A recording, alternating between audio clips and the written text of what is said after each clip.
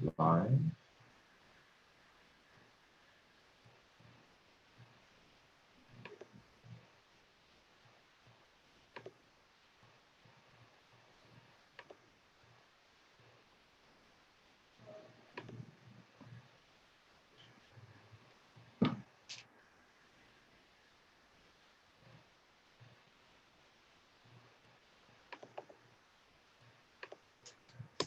Okay.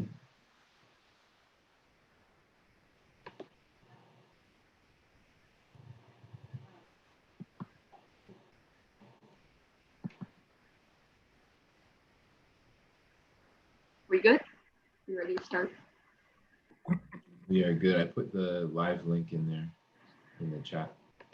Oh, I can't share it without leaving the screen. That's fine. We can go ahead and get started, and then it's on a delay anyway. Okay. Okay. Anyway. Anyway, welcome to episode 13 of Rain Talks. Today we're here with Michael Holstein, the director of marketing and comms for DC Scores. Welcome. Yeah, thanks. Thanks for having me here. Yeah, welcome, Michael. So, quick intro. Michael studied communications at the University of Miami and received his law degree from Catholic University. He started his TV career writing for HBO's The Wire and has worked in marketing and promotions for films such as The Rock and Independence Day.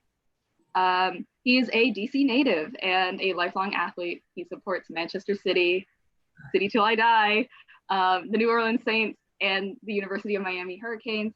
He's now the director of communications, like Matthew said, for DC Scores and the head of content for America Scores, where he made his award-winning documentary, Soccer in the City. Glad to have you, Michael. Thank you. Thank you for having me.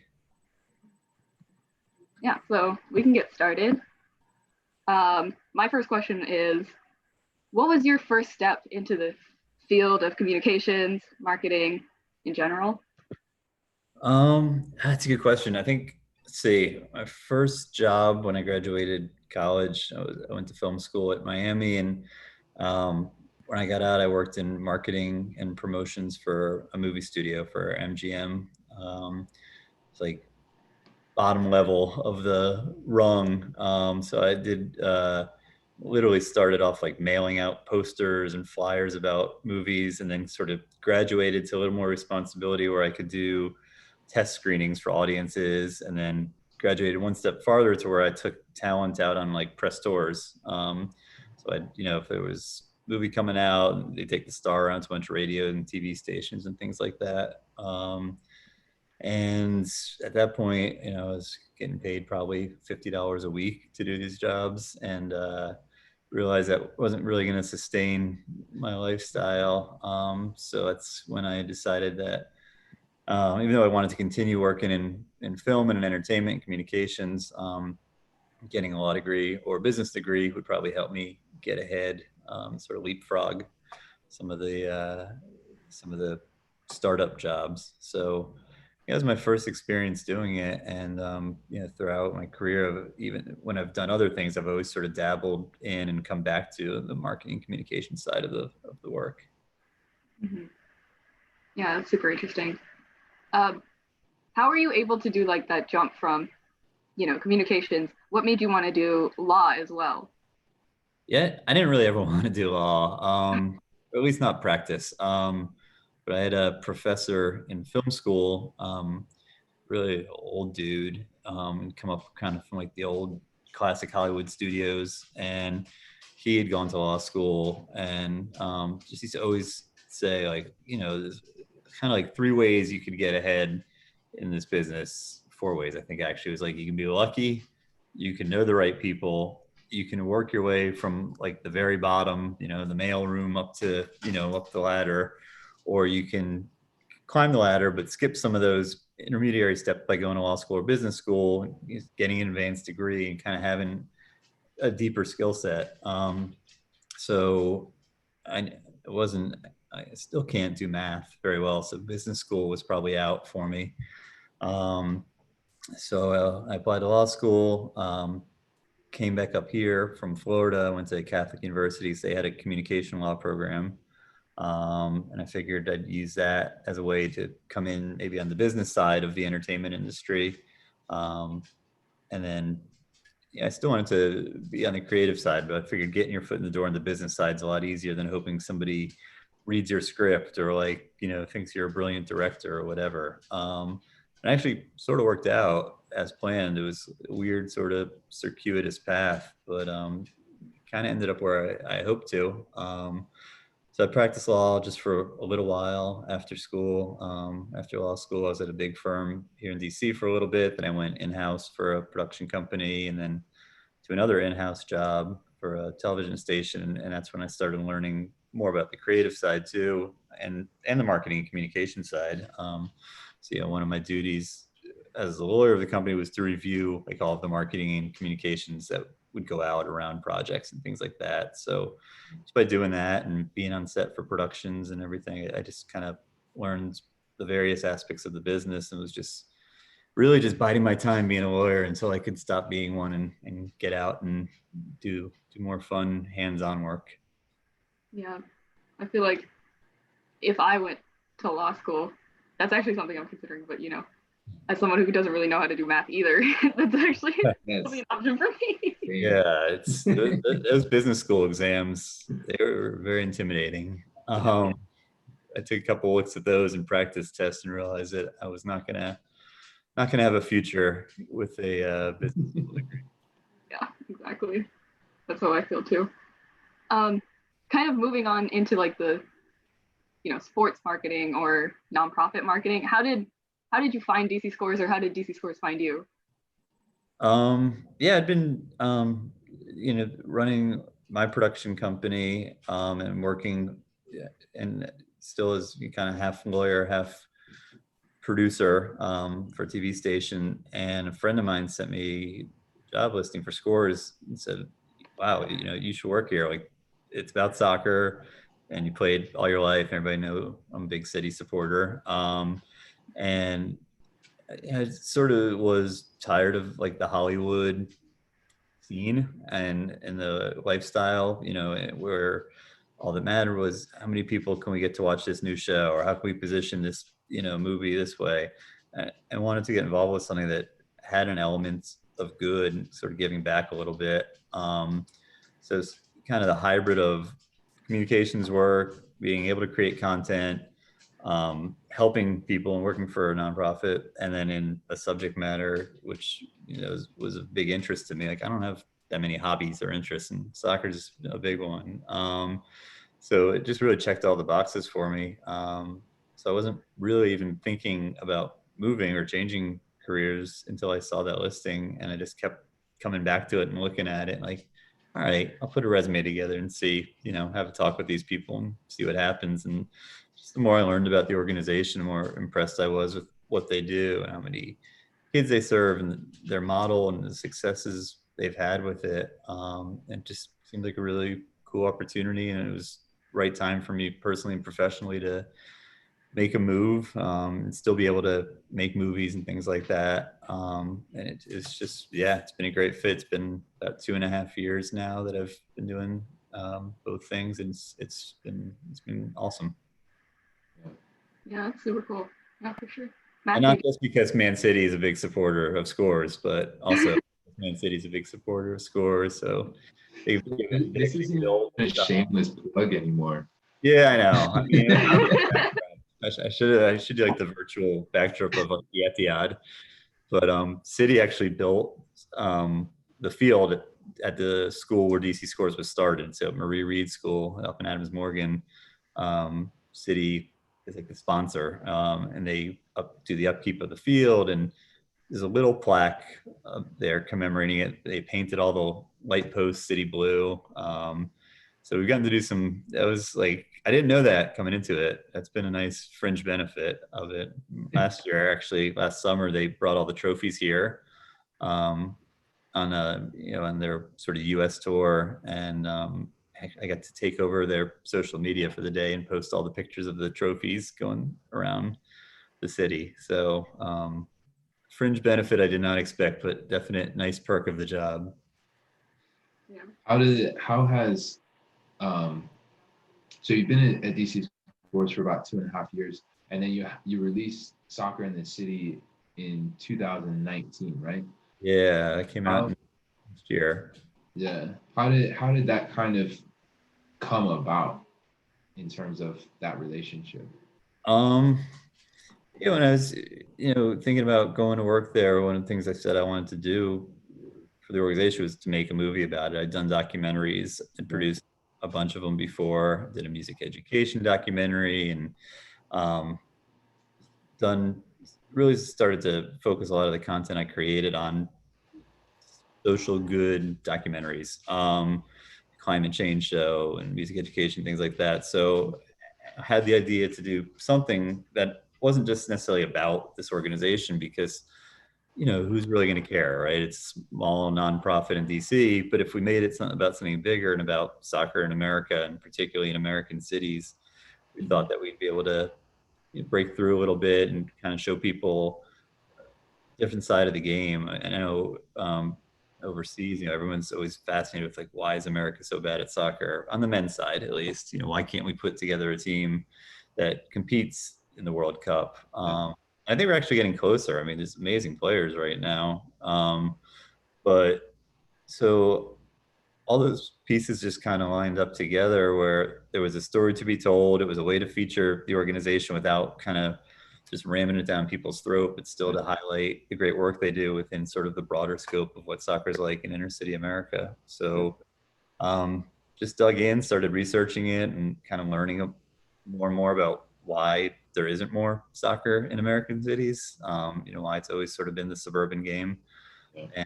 And we started out sort of making the movie like, oh, what's wrong with soccer in America? And in the course of doing the research and actually producing it, we found so many amazing stories about where soccer is being used for social good and social change and things like that. And because it's so easy to bring into the cities, football is obviously hard. You need equipment, a huge field and whatever. Yeah. Even basketball, like you need to maintain the rims and all that. And with soccer, just, even if you don't have a ball, you could stitch together a bunch of t-shirts and put up a couple cones and have a game. Yeah. It sort of lends itself to being put in cities more than any other sport. So as we started making the movie, rather than focusing on like, why does America suck at soccer? It was more like, how is soccer serving cities and how are the cities maybe going to feed into what the future of American soccer is? Mhm. Yeah, so it kind of became less of an indictment of what's going on and more of a celebration of what's actually happening. Yeah, no, totally. It was like our original trailer, sizzle reel for it was like all this like expose, like, well, we're gonna blow the roof off of what's wrong with soccer in America. And like within a few weeks of making it, it was more like this movie is actually about how soccer is thriving in certain parts of America and how sure it can be better and it will be better, but it's really doing a lot of good right now. And the good it's doing for the communities will sort of, I think, be repaid in time because as you cultivate this talent base from inner cities, there's going to naturally be this knock-on effect where the national team is stronger for it. Yeah, definitely. I think in the last men's World Cup, some of the breakdowns in numbers where Iceland's entire population can fit inside of Los Angeles. Yeah, So many players that aren't coming out of Los Angeles just because of access. totally. And you look at like what France did, when winning the World Cup, they had to completely rebuild the team and they looked, into the cities and they started putting mini pitches into, Yeah. the lower income areas that happen to have a lot of immigrants, so you have Aubameyang and Kylian Mbappe and players like that where that might not have gotten on the radar before when France sort of had the American model where they'd look to the pay to play system and the wealthy suburbs to cultivate their talent. And when they rebuilt, they really focused on building from the cities and paid off pretty well for them. It's true. It's definitely true. Do you think the American system needs to change in that way as well? Like kind of move away from that pay to play type of Yeah, system? I mean, I think it is changing. I don't think pay to play needs to go away. I think there's a viable world where pay to play can exist alongside free systems. Like what Scores does, or what some of the organizations we featured in the movie, South Bronx United or Soccer in the Streets in Atlanta. There's a lot of organizations doing great things to cultivate talent in the cities.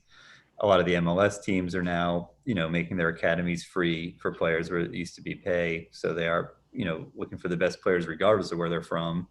So I don't think pay to play is like inherently horrible and needs to go away, because why shouldn't there be a viable soccer economy? There should be options available for everybody, and not everybody has to be sort of in the national pipeline, right? I mean, if a kid's just good at it and maybe he gets a college scholarship, or it's just good for his self-esteem or her physical fitness or whatever it is. Yeah. So I think pay to play serves its purpose. I just think, that can't be the only option. So it's great to see, not just what organizations like Scores is doing, but teams are doing, MLS clubs, and even, Premier League teams. Arsenal came last summer and came to a Scores site. City and the community sends coaches here to train our coaches every year. So I think everybody sort of recognizes that there's just this really huge room for growth for soccer in America. And to be able to sustain that growth, you need to offer something up outside of the pay to play system, so kids aren't priced out of it. So, pay to play, I think, is vilified, and it's not entirely wrong, but it's not entirely right either. There's definitely room in the world for both. Yeah, I think it comes down to like a point of access. Like if the financial part is what's preventing me from moving forward, then that should be not necessarily eliminated, but should be moved to a different place, so that that's not a barrier for success. Yeah, totally. I mean, that's kind of, I think, was maybe, if there was a thesis of our movie, it's like, it's the importance of tearing down the barriers, and giving everybody, the ability to play no matter what, no matter where you live. If you live in a city, there can be a mini pitch, so you don't have to deal with transportation to get out to the suburbs. If you don't have money, there should be free programs for you. If you don't have equipment, there's plenty of companies that, collect used equipment and donate it back to the community. So there should be, we should be removing, and that's not just for soccer, right? I mean, it's for whatever you're into, any sport, or you're into computers or acting or writing, like for kids and for everybody's well-being, like just remove impediments, make it easy for people to do things. And there's nothing negative about that. Like the only outcomes for that are good. So Yeah, you're saying the word community a lot, and I think that community based doesn't necessarily mean like a point of low access, or we're only going to stay on this block because we're this community. I think it's so much more than that. I think it's communities coming together to rally around the youth in the community. yeah, no, absolutely. Support them, give them a chance. And with soccer, it's the most popular sport in the world, and we're still a nation of immigrants despite what's going on these days. But hopefully that'll change soon. But kids coming here from other countries should be able to play that, and it should be, available in any community, and regardless of language barriers, whatever it is. It's just knock down the impediments, build a community around it, support people who are doing it, and good things will follow. Definitely. Speaking of building and expanding communities, I know you started with DC Scores, but you eventually moved on to working with America Scores. How did that come about? Yeah, it was just sort of a natural growth. I mean, America Scores started here in DC. DC is the biggest affiliate and the hub of the system, really. So there's been sort of a long-standing desire to grow the America Scores network. It's in a dozen cities now, but there's been requests from many, many more. And really, the only thing keeping it from growing and being in more places is finance. It takes a certain amount of money to start up in a city and to maintain it, and so much of the money just goes right back into programming. It's just raising enough money to, the coaches in the Scores system, like coaches are paid, the kids who participate for free. So it is an organization that needs money to function. So to help America Scores grow, I've worked a lot on building the America Scores brand, doing events or communication programs that sort of aren't just DC based, but are national. So, in Soccer in the City, we worked a lot with the New York chapter of Scores. Now we're doing, so kids who participate in Scores do soccer, spoken word poetry, and service learning. And you're with your team for all those things. And we're now doing a movie that we're editing, will come out in November, about the other side of the program, the main other side, which is the spoken word poetry. And that really leans hard on America Scores, because there's a kid from every Scores affiliate who's now going to compete. We had regional poetry competitions in New York, Chicago, and San Francisco.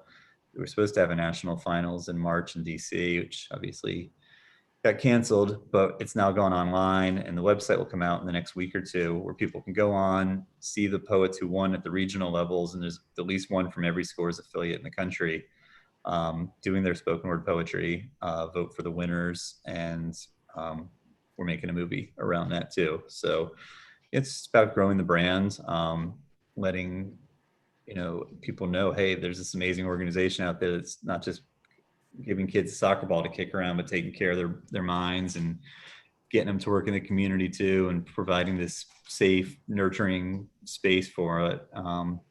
It's one of the coolest sort of outcomes of the program is, you get a kid who thinks, all right, well, I really like writing, but I'm not an athlete. But if they want to join this team, they got to do both. And it turns out maybe they are a good athlete, or vice versa. A kid who just wants to play soccer but isn't really interested in the scholastic side.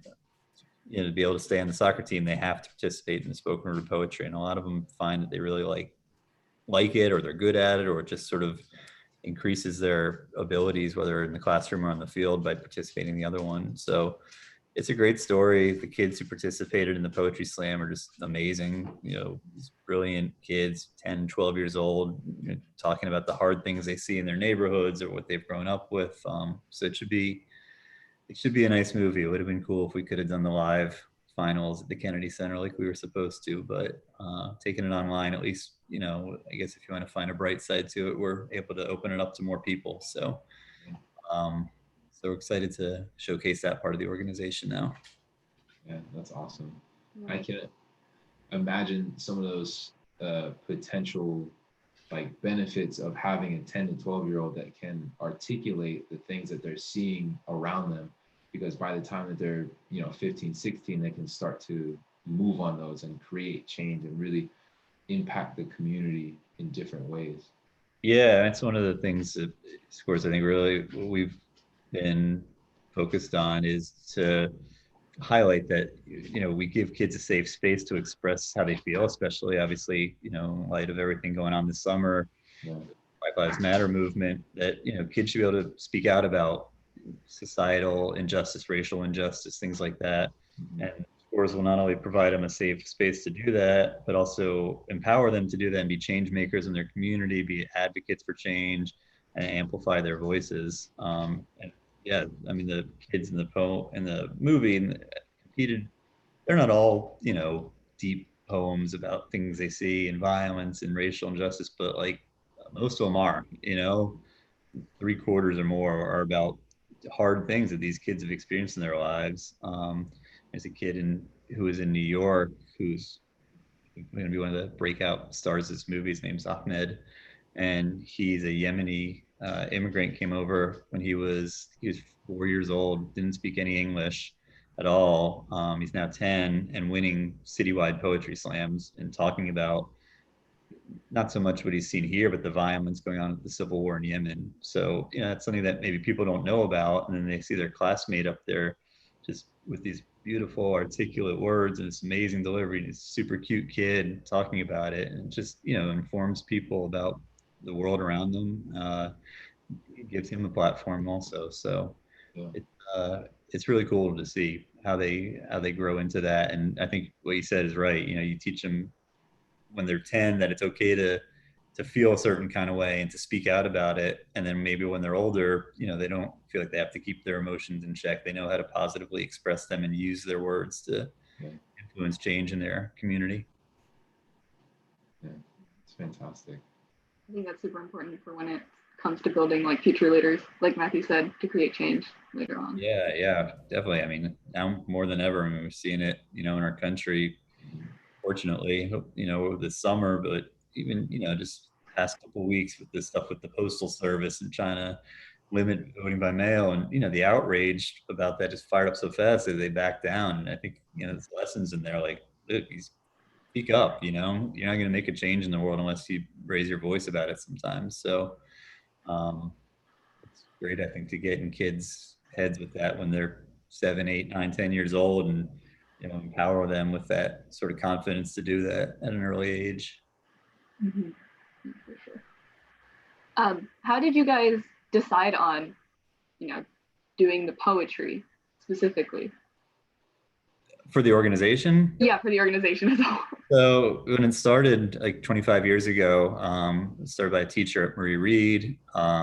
She happened to be, I don't know if she was an English teacher or a poetry teacher, but she was basically a poetry teacher who liked soccer. And she noticed a bunch of her students were bored at recess, so she got them kicking the soccer ball around. And as soccer, you don't have to be any certain size or build or whatever to do it. I mean, anybody can kick a ball around. So it's really, I think, the easiest sport to get people into. So it was really just this weird coincidence where a poetry teacher liked soccer, found a bunch of bored kids, got them kicking the soccer ball around, and it slowly kind of grew from there to be, all right, if you're part of scores, you're doing soccer and you're doing poetry.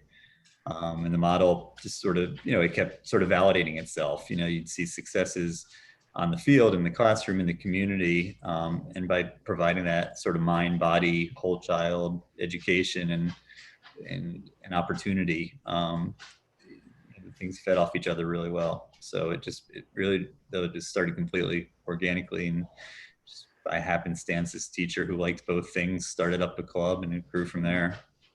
Yeah. Is there going to be an origin story documentary? Yeah. So two things. So we're doing sort of mini docs within the doc about the history of poetry, like, period. So from like Homer and whatever to like Emily Dickinson, through the beat poets, up to like rap battles and modern slam poetry. So we have 4 little like 3-minute documentaries within the bigger movie that trace the history of poetry. But then also we have, again, it's not about scores necessarily, but we do, we're going to interview the woman teacher. Her name is Julie Kennedy, who started the organization, and people who have been instrumental in it throughout its growth. So yeah, there'll be definitely an origin story there. It's not just going to be kids performing, but origin story about poetry, about the organization, then a lot of backstory about the kids too, and the character-driven part of it is learning these kids and about their homes and what inspires them to write what they do, and their coaches and their teachers, and it's the community that surrounds them and enables all of this to happen. Mm-hmm. Could you talk a little bit about the third component of America Scores in general? Yeah, so basically and obviously everything is a mess right now, right? Because we're not live soccer, but we're still trying to keep programming sort of on the same path, at least. But generally speaking, prior to this year, 24 years prior, in the fall and spring, there'd be soccer seasons. In the winter, there would be the poetry slams, citywide poetry slams. And then between the poetry and the spring soccer season, each school, each team would complete a service learning community service project with their team. So, a lot of it would be environmentally focused or anti-bullying campaigns. They pick them and execute them, and then kind of make like a presentation about it as well. So, so the kids are not just sort of learning and growing in themselves, but also doing something that's bigger than themselves and getting involved in their communities also. Mm-hmm. That's important for sure. Again, with the whole community building and leading. Yeah, it's great. I mean, it's supportive for the kids, and it's also, it's, like I said, it's a way for them to give back to the community too. So if we have a school that's in Anacostia, they might do a cleanup along the river or something like that. So they've done some really neat projects over the years. Mm-hmm. Yeah. Matthew, do you have any questions? I'm taking notes right now. Sorry. Well, I guess this is more of a question for myself, or if Drain, maybe. If you're looking to kind of grow that soccer nonprofit especially in a place like DC, which is, pretty saturated when it comes to soccer-based things. Yeah. Any advice? Yeah, that's a good question. Yeah, I think for scores to grow, the only thing preventing it from growing is there's a waiting list of schools, right? So it's not a lack of interest; it's a lack of finance. And of course, now pandemic and the recession, it's going to be even harder. So I think the important thing is make sure what you're doing is impactful, right? Make sure every dollar that you raise goes to something useful.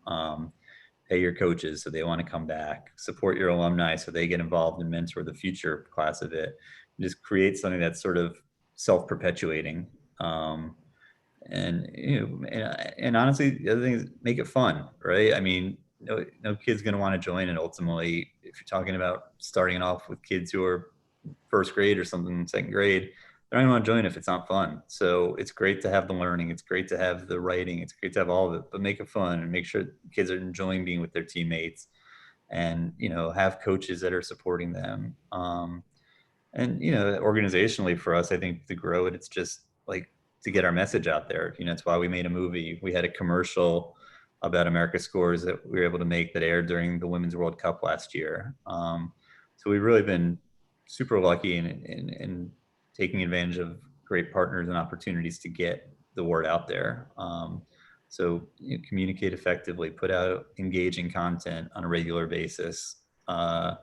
Hire smart interns who are going to help us grow the brands and happen to like Man City, things like that. So just, surround yourself with people who care about what they're doing. And I think the ripple effect from that, kind of comes naturally.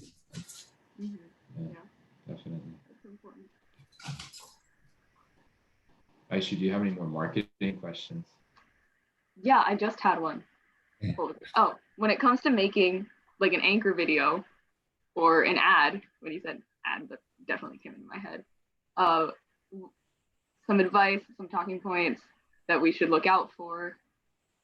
Yeah, I don't know. I mean, again, in the days when DC United could have fans in the stadium, we've had a deal where we can air our commercials or our public service announcements, whatever, during United games. So the first one we did was just like,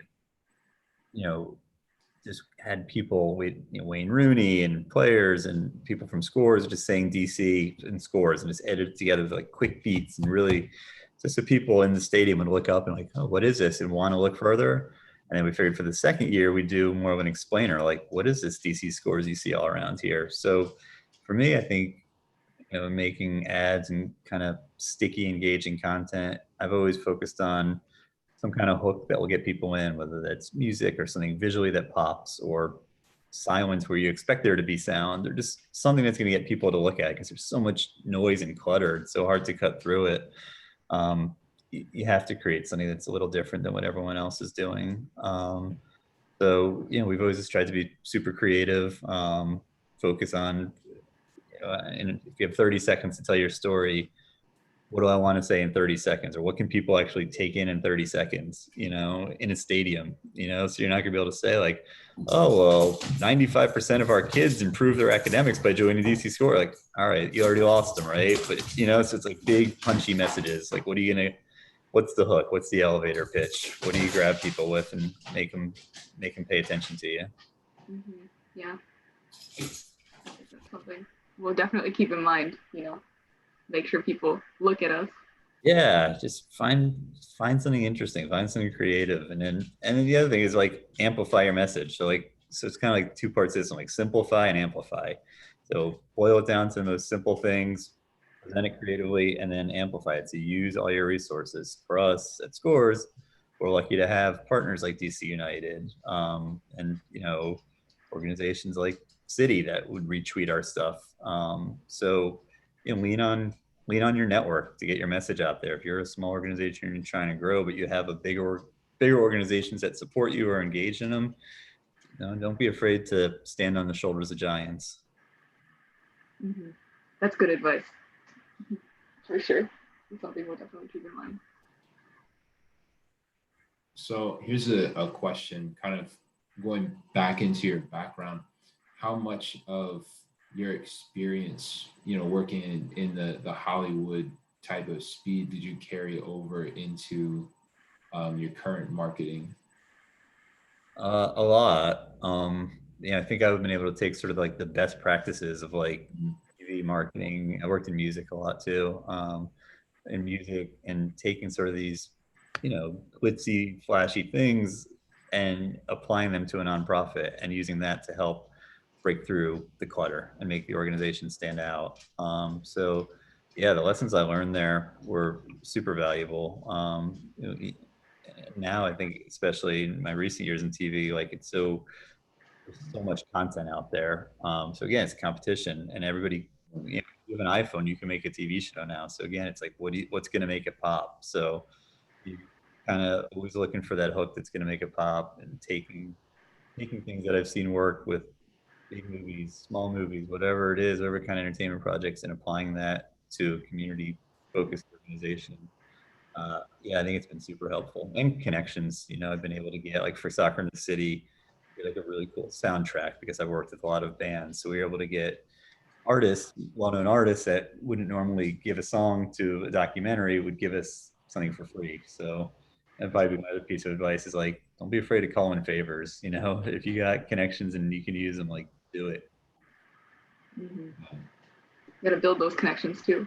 Build them, yeah, build them, and then don't be afraid to use them once you have them, and then pay it forward. If you're in a position to help somebody starting off their career, whether it's giving them an internship or sharing content with them or just looking in on their project and giving them some notes, but it's the right thing to do. But then also, it's like, you can learn a lot from, like, I didn't know about TikTok and things like that, but I had to learn about it to be able to successfully market and communicate. So I think be humble enough to know that somebody who might be an intern or younger in their career, they got things to teach you as well. So, and someday they may be, running a studio in a position to help you out. But just, be a good person, help people out when you can, and let others help you out when you need it also.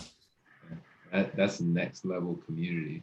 My dog is really trying to get involved in this. Oh, You can see him. He's got a city collar on too. Oh man. wow. This is just ad for Man City, Matthew. I'm sorry. Yeah, sorry. I mean, We're just catching in front of bad time too. Imagine if we had played and won today, we'd really be insufferable. Yeah. I'd probably be drunk. So I don't know. I'm a Newcastle fan, so I might be. Newcastle's cool, man. It's a hard team to hate. It is. I mean, it's a hard team to support right now as well. Yeah, The yeah, true. But they've always been like, you know, I was like I was a City fan forever, but I always got it, at least in recent years, like, why people hate us, right? We spend a lot of money, and growing up, I hated United and Chelsea and Arsenal and the other giants, but, like, the Newcastles and Southamptons and all the teams like that of the world, like, it was like, that's a cool team, You respect the people who support them. Yeah, until they start beating you, and then it's like, oh, I hate them. Yeah, no, I mean, I'm still mad about the Norwich game this year, but so Yeah, and Wolves both times is a mess. This year was.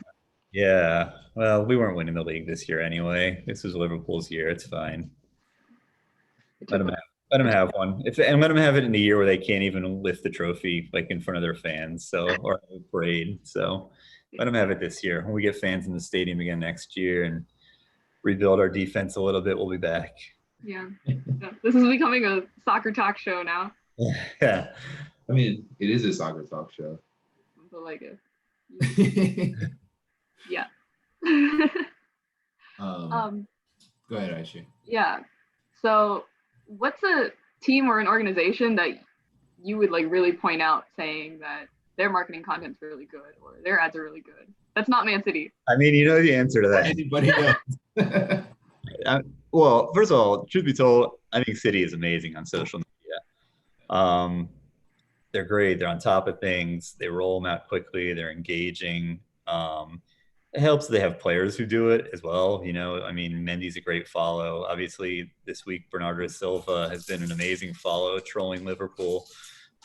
Locally, I think the Nats do a really good job. I really like the Nats social media. Might be it's because that's the only other team that I support locally. Like I hate the Redskins. I don't really care about hockey or basketball, but I think the Nats really do it well. I think DC United does a good job of putting out engaging content. You know, I think for so long, social media was just like, all right, you know, there's a game Saturday or whatever. And maybe partly is, you know, this time, or not so much now that games are coming back, but in horrible days in March and April, like where there was nothing going on, you know, you saw a lot of creativity with keeping people engaged. And I think, yeah, I think DC United did a great job with that. But I really like the Nats, how they do it. You know, they're funny. They kind of aren't afraid to have a snarky tone sometimes and, you know, talk a little shit to other teams and players and things like that. So I think they do it well. But truth be told, I would actually honestly and truly answer that Man City's social media is really on point. And I have non-supporter fan people who don't like the team who are friends who are also like, man, I don't like you guys, but your social media game is good. Yeah. And they're such a massive, like, worldwide brand. Right. You know, they have to be solid, where some of those things might start to, you know, they're not getting the engagement that they need globally. Yeah, yeah. I mean, absolutely. And again, I mean, it helps having good content. So they have players who engage with it or are funny or, you know, are Yeah.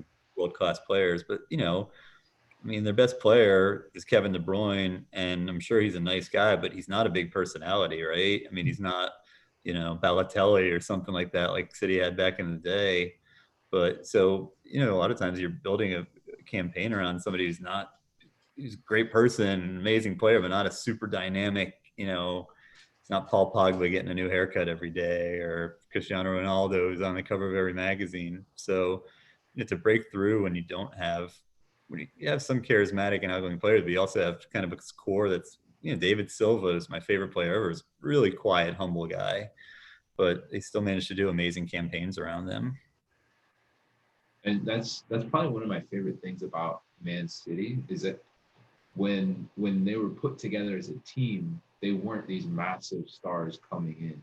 Right. You see that on the pitch, you see that on their individual social media, and they can really be marketed as that true kind of team spirit type of club.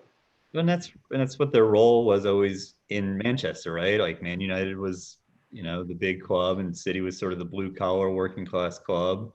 And I think to be a top club in the world, not the top club in the world yet, but we'll get there. And still have that sort of blue collar mentality, community focused mentality. Like, yeah, I think it speaks really well of them. And yeah, a lot of people I know, like they hate them and say, oh, it's, you know, oil money and whatever. But like, I don't feel like, yeah, it's changed the composure of the club and they've been able to afford top notch players, but they really are still so community focused. And they don't act like, you know, better than other clubs or, you know, because we're a rich club now, you know, we're sort of gonna have this elitist attitude. They're still, you know, little city. And obviously sometimes we show up like the little club in big games, unfortunately, but it's a trade-off. I mean, I like supporting a team where I like them too. You know, I don't think, I don't know. Like it seems like it wouldn't be fun to be a Man United fan. Like have most of the world hate your team, like a Patriots fan or something. Only Patriots, you know. I mean, haters gonna hate, I guess. Yeah, and plenty of people hate City, and you know that's fine. But you know, ultimately, it's not. You know, they do come across as likable, I think, and the social media is, you know, that's that crowd-facing thing that a lot of people that maybe all they know about them. So to have that kind of humorous, fun tone, you know, and the things they put out, the content they put out, I think really goes a long way to building the brand. So on the marketing side of that, how do you convey that in a marketing sense? How do you convey that culture or that sense of spirit? Yeah, I mean, I think so. You know, for example, City again, like, you know, when they brought the trophies to America last year, and you know, doing things like that, being out and touching the people, you know, getting fans involved in your social media and supporters and things like that, and just and showcasing your organization doing good. You know, so City in the community when you're sending out, you know, when they sent Sergio Aguero to like a lifelong fan's house to give them the new shirt or something like that for the year. there's just so much creativity with what you can do with content now and getting people engaged in it. And on one level, you're doing it to be a good person and be a good member of the community, but at the end of the day, it's a business and it is marketing. So, use those resources, and fans will follow. He wants to be involved. Yeah, the dog is really not happy about the lack of it. Mostly, I think he wants to be fed. So, yeah, that's a really good point. We did an episode with Kojio and talked about nonprofit structures, and the difference between the nonprofit and the business is very slim. Like nonprofits, even though they're nonprofit, have to be run as businesses and have to be marketed in that business sense, because you are trying to get ahead. Hold on 1 second. I'm gonna throw some food in this bowl and then get a lot quieter. Yeah, we'll vamp. Yeah. Not messing around now. No problem. Mm-hmm. Newcastle almost had as much money as Man City, or more money actually. Probably more, yeah. But Oh well. Mike Ashley strikes again. It's I just not thought even him. It's not even him. It's the Premier League. Yeah, that's true. I genuinely think that Mike Ashley wants to sell the club now, and I think the PIF had to kind of bow out to, almost set a precedent, but like kind of expose the Premier League on, like, we're trying to buy this club and y'all are dragging your feet, and they won't tell anybody why. So like the local government got involved in all those things. We're talking about how Newcastle was almost Yeah, I know. They were about to be the richest club in the world. yeah, so close. There's investigations open, which is, almost unheard of. Well, they tried to investigate City. So that's the one big thing we did win this year was the appeal. So, and the Carabao Cup. But yeah, but Yeah. where were we? What were we talking about? before the dog interrupted. Talking about marketing culture. Mhm.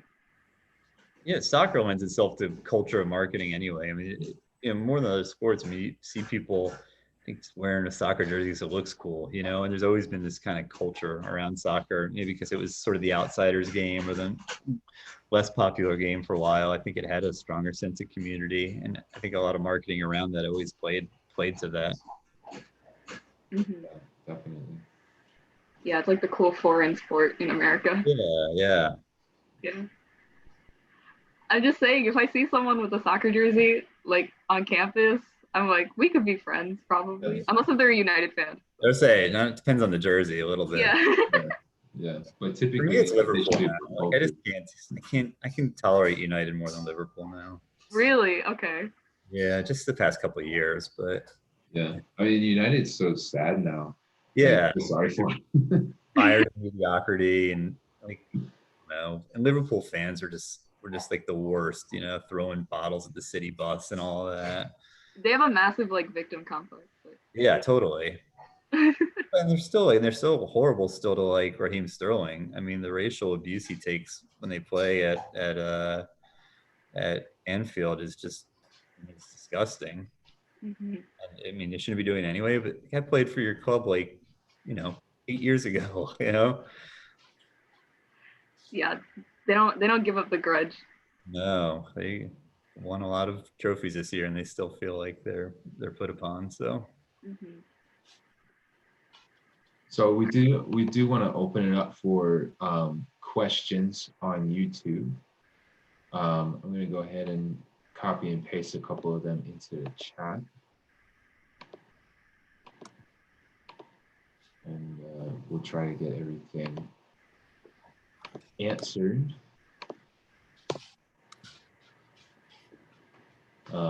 Michael, I don't know how you want to handle this next question. let's see. It.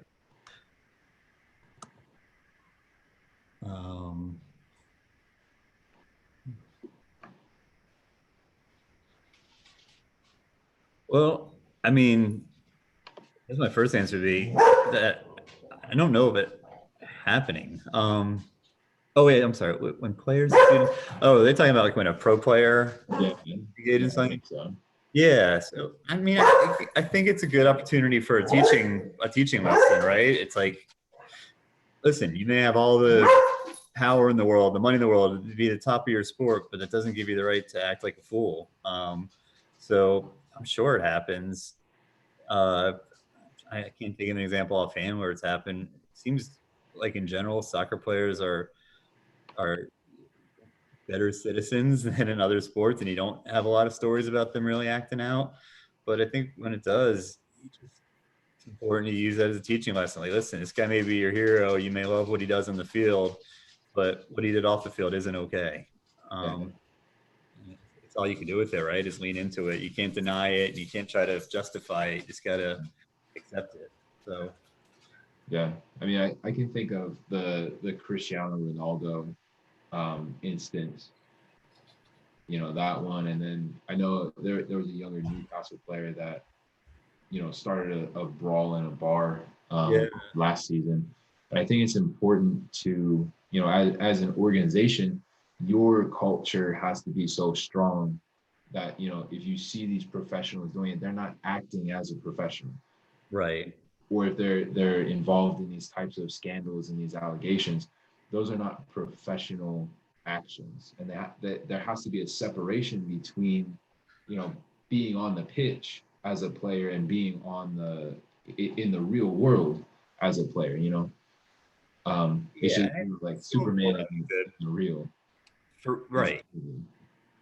I think it's just important. I mean, we live in an age where I think there's so much entitlement with people, and like we live with schools, like we serve lower income kids, and there doesn't tend to be this sort of sense of entitlement that you'd have in other communities. But I think it's important that again, hey, listen, just because this guy's a great athlete, does whatever, doesn't give him the right to treat women a certain way, or go out driving his car 140 miles an hour while drunk or whatever. You still have to act the part, and hopefully the club does the right thing and disciplines him too. And you can say, look, he screwed up, his club took care of it, so learn from their mistakes. Definitely. Like there's a couple Premier League players that had like those massive parties Yeah, in the lockdown. I it didn't kind of think walked that. it up a little bit. So. Yeah. Yeah. Even one of our own got in trouble with that. So. Yeah. Maybe that's who I was thinking of. But yeah, I think it's definitely important, and those are good points to convey. And I think that all goes into the development of the player that you're working with. Yeah, teach them to be a good person off the pitch too, no matter how good you are on it. You're more defined by what you do the rest of the day. This is a question that's kind of going back to DC Square's message and the communities that they serve. So how to what age are poet athletes allowed to be part of like the America Scores programming? It goes up through middle school now, and then most cities, including DC, are affiliated with organizations that can kind of help them move on to the next level. So programs for grade school and middle school kids. And if there's somebody who wants to continue their career, is usually a way to sort of shuffle them to the right place. Whether it's to find a nonprofit that's providing opportunities for older kids or whatever it is. Once they've sort of aged out of scores, to if people want to continue, to make sure they have the opportunity to do that. Mm-hmm. That's good, and keeps them, on that track of. Yeah, it's the goal. Once you get them on there, keep them on the right. Mm-hmm. Any questions from the audience, Matthew? Sorry, I can't see the YouTube screen, so. No, not right now. That was the only one. I have a question. So you guys kind of stop around middle school. How much involvement do you have after they matriculate to high school? There's alumni events. It's like an alumni soccer tournament, and kind of alumni bring them back to do things. Alumni sometimes go on to coach or volunteer. So yeah, it depends on the kid. I mean, in terms of overseeing their play, again, scores would hand them off to another organization that could sort of nurture that next part of their career. But there's definitely a concerted effort to keep alumni in the fold, whether that's somebody who just finished up their year or wants to come back and volunteer in the office, or somebody who's gone on to members of the board who were once in the program as players. So we really keep a pretty tight group and a lot of affinity in the organization. And to go from a player to a board member, that's fantastic. Yeah, it's really cool. Yeah, it's very cool. And it's only been a couple of times, but it's cool to see that happen. So somebody joined it maybe 8 years old, and now they're 30 something, and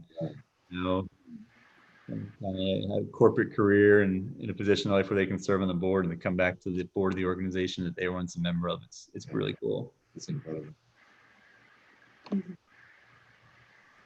No more questions from the audience right now. So, Aisha, do you have any other follow-up? Any other final questions? I think I am all out of questions for now, unless we want to keep talking about Man City. No? Okay, Matthew said. I mean, unless they're going to give a bunch of players to Newcastle for free. We're buying. We're not selling. We need. There's a couple you could have. You can take, John Stones. You can have Stones and Otamendi. Yeah. Nicholas Otamendi was one of my favorite center backs, 2 or 3 years ago. Yeah. Oh yeah. He was great. He's just slow now and makes a bunch of bad choices about when to go in. And hopefully we'll be announcing Koulibaly in the next couple of days. So Koulibaly and Laporte with Nathan Ake backing them up in the back is a big step up from last year. But Vincent Kompany, along with Silva, was my favorite player ever. So when Vinny left, I mean, you can replace that. I think it was definitely time. Yeah. A last question from the audience about accommodations. So I put it in the chat. So the question says, how does American Scores accommodate students who need accommodations such as hearing impaired students? Yeah, so there's definitely nothing that would keep somebody from being able to participate. So for example, if somebody was hearing impaired, we'd make sure that there was somebody involved who could communicate with them, whether that's, sign language or lip reading or, written communication. So there's nothing can keep a kid from joining. There's no, whether it's just has a disability or whatever it is, if somebody wants to be a part of the Scores team, we're going to find a way to make it happen. Yeah, that's awesome. I think it's important too when you address barriers, it's not just barriers to one specific type of person. It's to anybody that wants to play with taking that. There's multiple barriers, right? Like you're from a lower income neighborhood and you happen to have a hearing problem. So, we can't say we're going to take care of the one barrier, but the other one precludes you. We're going to find a way to make it work for them. Yeah, it's a great question. Yeah.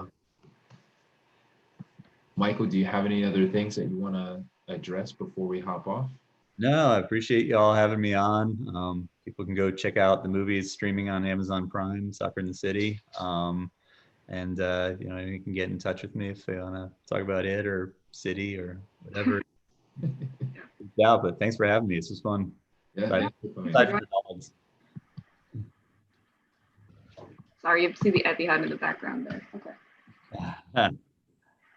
So just a quick shout out to our sponsors, B&G Custom, One Step Beyond Fitness, D17 Athletics, Davis Designs, and Leveling the Playing Field. Thank you for your continued sponsorship. Next week, we have John Bayo, former coach with DC United Academy. He's going to be on here for episode 14 of Rain Talks. Thank you, everybody, for coming out and watching. Yeah, thanks for joining us, Michael, again. Thank you. It was fun. Thanks, everybody.